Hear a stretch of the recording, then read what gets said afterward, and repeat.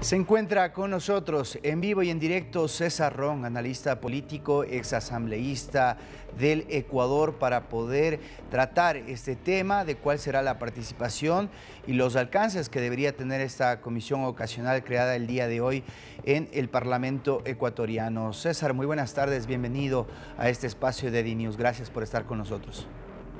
Gracias, un gusto enorme estar con ustedes esta tarde, siempre a las órdenes. Bueno, hay muchos ámbitos en los cuales se están aperturando investigaciones. Desde la parte de la Administración de Justicia, la Fiscalía lleva una indagación previa. También el mismo presidente ha ordenado que la Secretaría Anticorrupción también investigue al respecto. Y ahora la Asamblea, que ya había iniciado un proceso desde la Comisión de Justicia, suma esta comisión ocasional.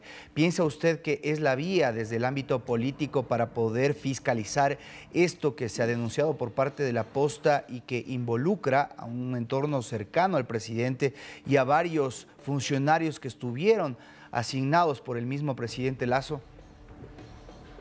Sin duda, el primero que tiene que empezar, que así manda la ley de oficio, las investigaciones, es la Fiscalía General del Estado. Y luego, pues, la Contraloría. En todas las empresas públicas que tienen contratos, denuncias y negociados según se conoce.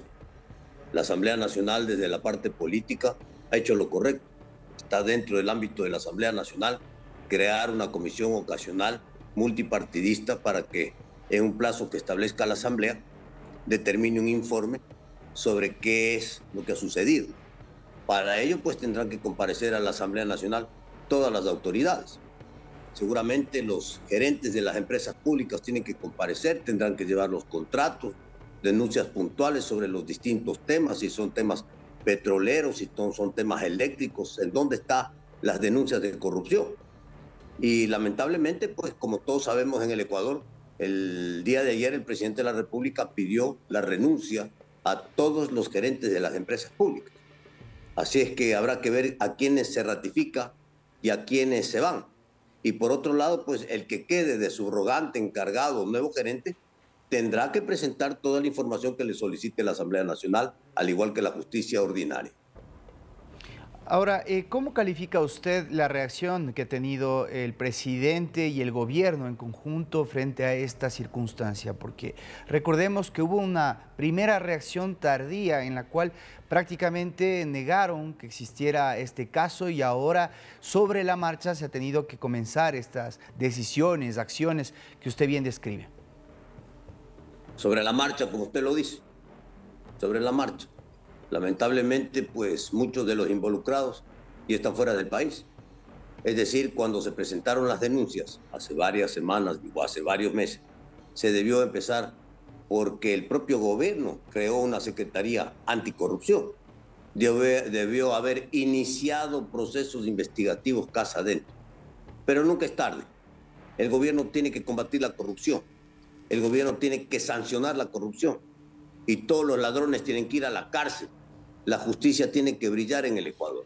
Así es que ya es hora de que nos dejen de ver la cara a los ecuatorianos, y es hora de que se actúe con absoluta transparencia y frontalidad, y es hora que los delincuentes de cuello blanco vayan a la cárcel.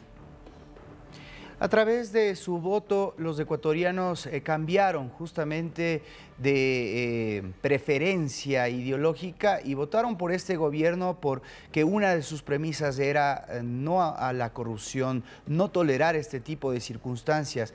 Ahora que alcanza a este gobierno, ¿cómo usted puede identificar que más allá de lo político, la corrupción está enquistada en ciertos funcionarios? Finalmente termina siendo una decisión de seres humanos, de funcionarios que son elegidos para poder traer progreso y administrar, por ejemplo, en este caso, las empresas públicas, y que aprovechan de esas posturas para poder hacer dinero.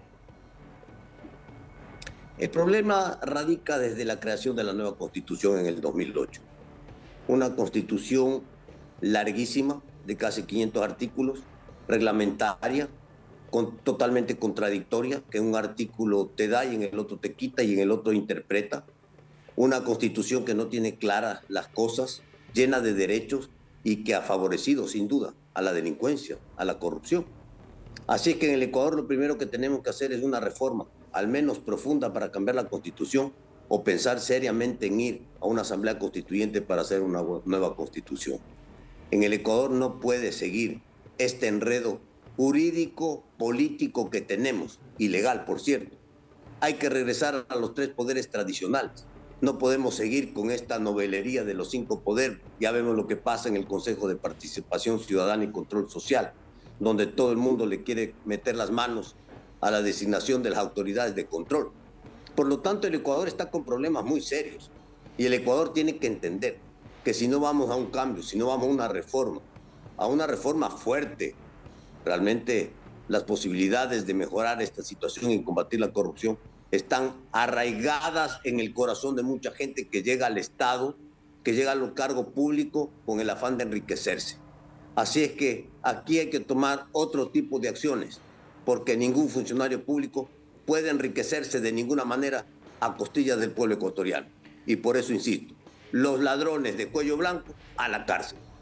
César, y en ese sentido, estas reformas que usted advierte que deberían darse en orden constitucional, algunas deberán enfocarse y centrarse en el tema de la administración de justicia, porque es una situación repetida. Por ejemplo, en el caso de Hernán Luque, que era el gerente de la ENCO, que se encuentra dentro de estas personas involucradas, según el propio portal que ha develado esta investigación, ya se encontraría en Chile.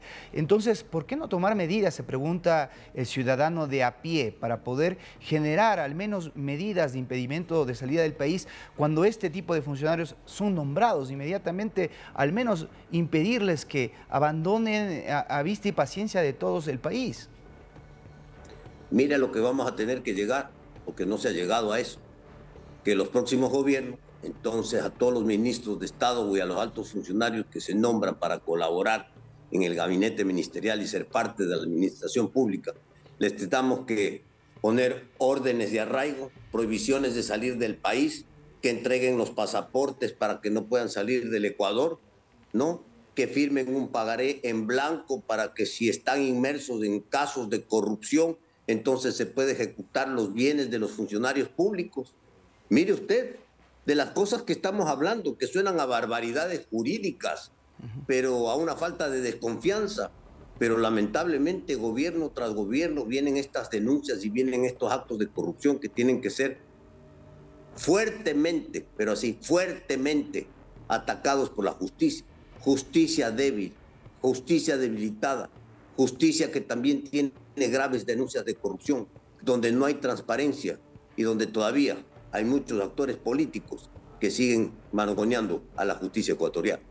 Centrándonos en el trabajo que tendrá esta comisión ocasional, usted que tiene experiencia en la labor de fiscalización como ex asambleísta, ¿cómo piensa que se debe desarrollar esa investigación? Ha advertido que hay que llamar a comparecer a quiénes y en qué plazos para poder procurar que el pueblo ecuatoriano vea transparencia en este tema tan delicado. Este informe debería estar listo en 30 días. No sé qué plazo le ha dado el día de hoy la Asamblea Nacional o si todavía no hay plazo. Lo primero que tienen es que elegir presidente, vicepresidente, secretario de la comisión y ponerse a trabajar. Y al primero que le tienen que llamar a comparecer es al denunciante, porque el denunciante va a tener que ir a comparecer en la Asamblea Nacional y llevar las pruebas. Y luego tendrá que comparecer el fiscal general de la Nación para saber qué es lo que está haciendo, el Contralor General del Estado para saber qué está haciendo con las empresas públicas. Y luego, pues los funcionarios, lamentablemente ya se fueron, ya no están en el país, pero hay pues que ver los contratos, hay que revisar los contratos, hay que pedir a todas las empresas públicas inmersas en estas denuncias que envíen copias de los contratos que tendrán que ser revisados por esta comisión y finalmente presentar un informe que debe ser de carácter vinculante para que vaya a la Fiscalía General del Estado y que la Fiscalía General del Estado, con todo este procedimiento de investigación política dentro de la Asamblea Nacional, tenga mayores argumentos de peso políticos en este caso, pero también legales y jurídicos, para proceder como debe proceder la justicia y sancionar a los que tengan que sancionar.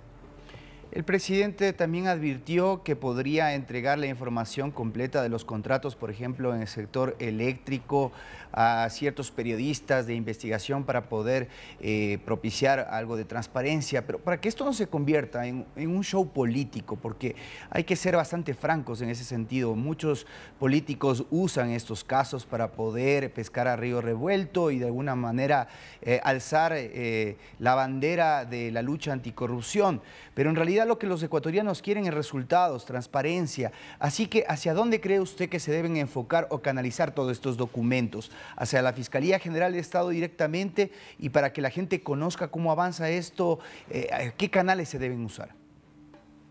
Totalmente de acuerdo. La investigación, los documentos tienen que entregarse a la Fiscalía, porque la Fiscalía pues iniciará de oficio investigaciones, iniciará indagaciones previas antes de llamar a procesos judiciales. Ese es el trabajo de la Fiscalía General del Estado, con absoluta transparencia.